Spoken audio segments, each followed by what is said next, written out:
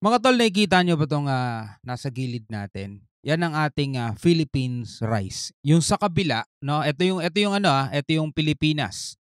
Yung dito banda, yan, yung dito banda sa kabilang side, yan diyan yung West Philippine Sea. So dito sa kabila mga kapatid, yan na yung, Philippines right 'no, sa kabilang banda na yan ng ating, bansa.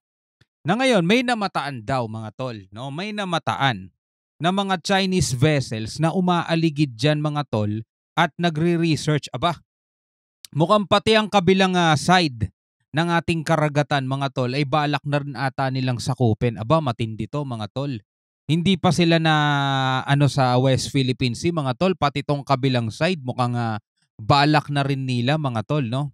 Eto ang ating, bibigyan ng reaction video and commentary. Sabi ko naman sa inyo mga tol, dapat aware tayo, eh. Kakaiba ang ginagawa nitong, China mga tol. Ewan ko lang kung ano na namang masasabi rito ng mga pro-China.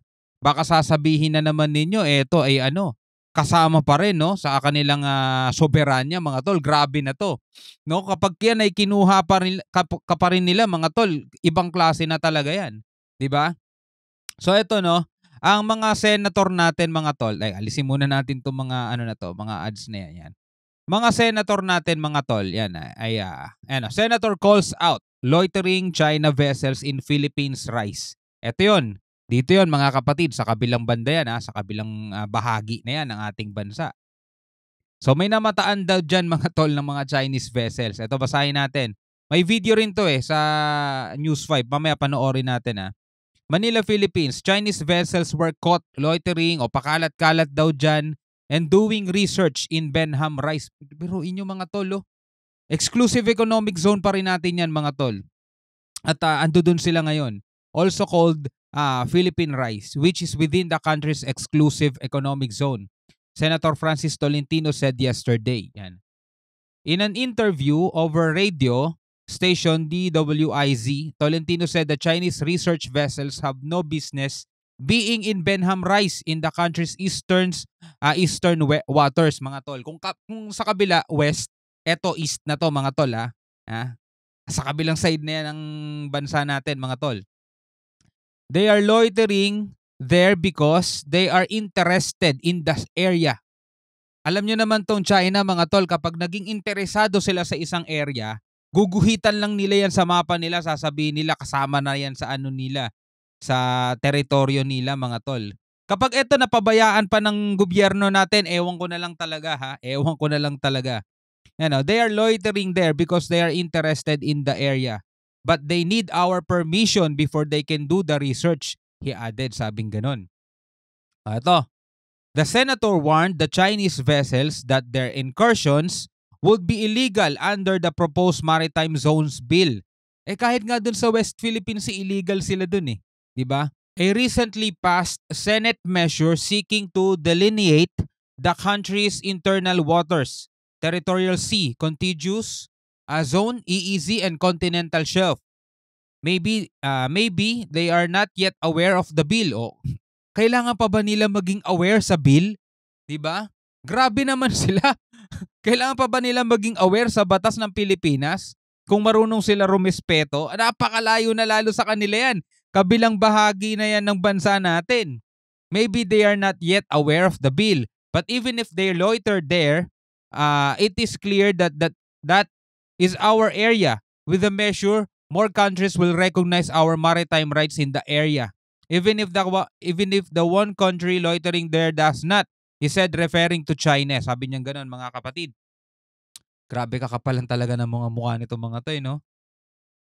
Tolentino expressed hope that the Congress bicameral conference committee would be able to reconcile varying versions of the Maritime Zones Bill so that this can be signed into law by the President as soon as possible. The maritime zones are drawn with the baselines at the starting point.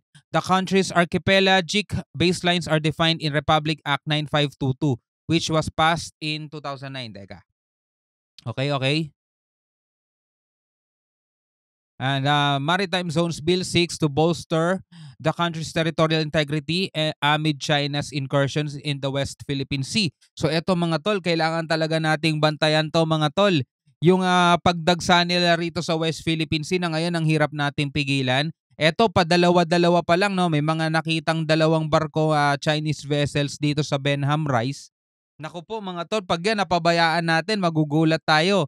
Napakaraming Chinese vessels na nandiya diyan mga tol at magugulat kayo yung 10 dash line nila baka maging 15 dash line na yun. Talagang ibang klase yun. Meanwhile, Philippine Coast Guard o PCG Commodore J. Tariela continued to refute claims by China on its illegal claim over the West Philippine Sea. The People's Republic of China is distorting the concept by packaging its illegal territorial claims as jurisdiction, avoiding the legal and political facts of its illegal presence within the Philippines EEZ, and seeking to solidify its illegal gains in the West Philippine Sea, he wrote. Sabing ganun. So ito mga kapatid, no?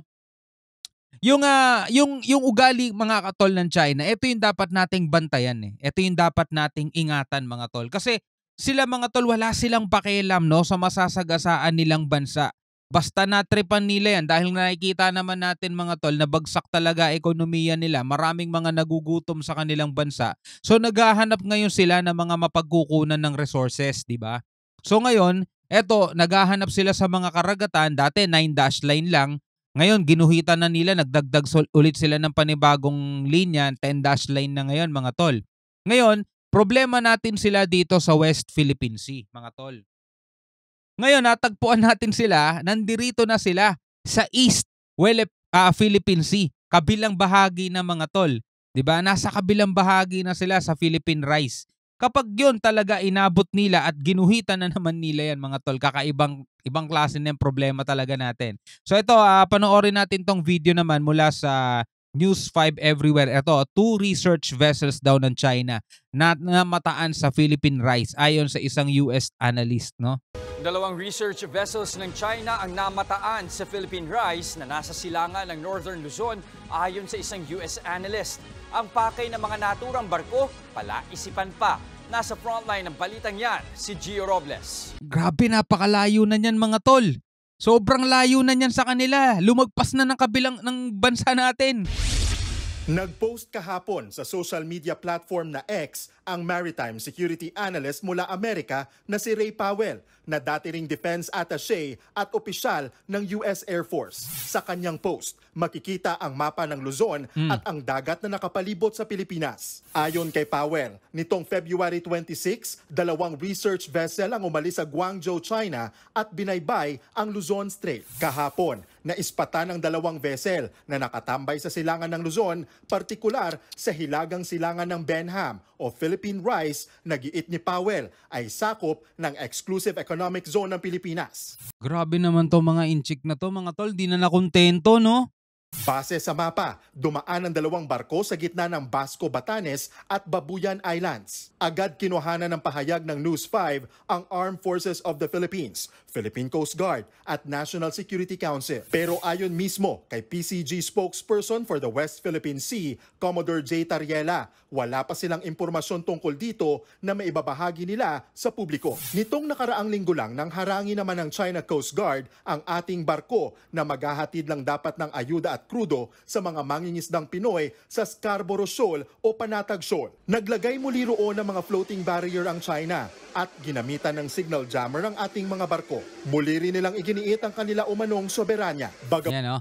Muli na naman nilang iginiit ang kanilang soberanya. Dito yan mga tol sa West Philippine Sea na inaangkin nila kasi pasok daw yan sa kabuuan ng South China Sea.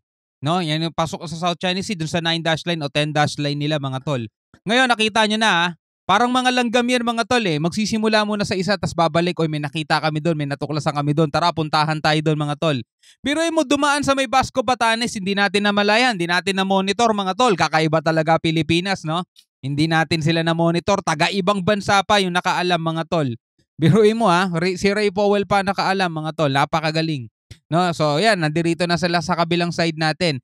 Kapag ito hindi nabantayan mga tol, parami ng 2, 3, 4, 5 hanggang sa sasabihin nila kanila na rin yun. Patay tayo dyan. Kamat ikinabahala yan ni Pangulong Bongbong Marcos, tiniyak niyang hindi titigil ang Pilipinas sa pagpapatrolya, pagdepensa at pagprotekta sa mga mangingisdang Pilipino sa ating mga teritoryo. Nitong Huwebes, pumirma ng kasunduan ng Pilipinas sa Australia para sa pagpapaigting ng maritime cooperation ng 2 bansa. So kailangan talaga natin tong bantayan mga tol. Yan kailangan nating bantayan. Tingnan nyo, andirito sila mga tol, Philippine Rice. Nasa kabilang bahagi sila mga tol. Dalawa, hindi natin alam kung anong ginagawa nila dyan. Pero sabi, two research vessels daw ng China mga tol. Tapos nakalagay naman dito sa GMA naman to. Basahin natin no. Navy. Sabi ng Navy, 2 Chinese vessels at Benham Rice now outside PH EEZ. So nasa labas na daw ng exclusive economic zone ng Pilipinas. Pero anong ginagawa nila doon, 'di ba? Yan ang tanong Anong ginagawa nila doon? Bakit sila nandoon mga tol? 'Di ba? Grabe no? Ikaw bilang isang Pilipino, ano masasabi mo rito? So tulad nga ng lagi nating sinasabi, dapat maging aware tayo sa mga ganitong balita, dapat mapagmatsyag tayo. Bagong-bago lang 'to mga tol. Ito alam na ni Senator Tolentino to mga tol. So ito ang aabangan natin ngayon. Sana hindi na maulit mga kapatid kasi talagang sinasakop nila tong West Philippine Sea. Baka naman pati yung kabilang bahagi natin kunin na rin nila mga tol. March 3 lang to. Ngayong araw lang to mga tol, no? So hanggang sa muli mga kapatid. Ako nga pala si Shobal D. Peace out.